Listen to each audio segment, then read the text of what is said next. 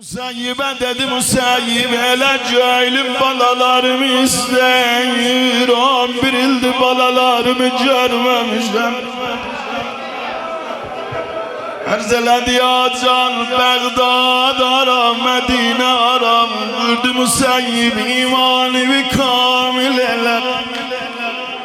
Yolun uzaq yaxınlığı olmaz imam Diyar göz vurmaq Həman gördüm kündə zəncir açıldı boynumda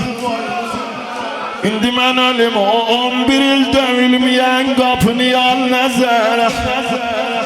Qapı dövüldü məsumənin ürəyi əsti Xudaya bizim də qapını dövən oldu Ya Allah Kapı döven kimsen Vurdu mən bir qəribəm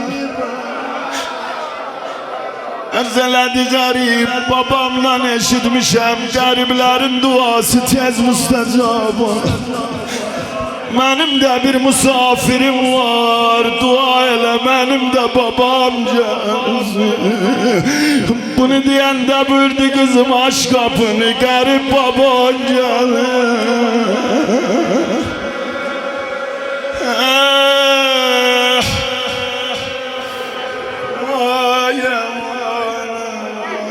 Cayem ihtiyac nadir Ümihlər bayram qabaqdadır Görərsən hər aça bayram olanda Təzəli basalar balalarına Amma Musa ibn Cəfər bayram olanda Elə dizlərin qucaqlar Ya Allah Dedi Xuda 11 ildir saymışam Gündüzləri, axşamları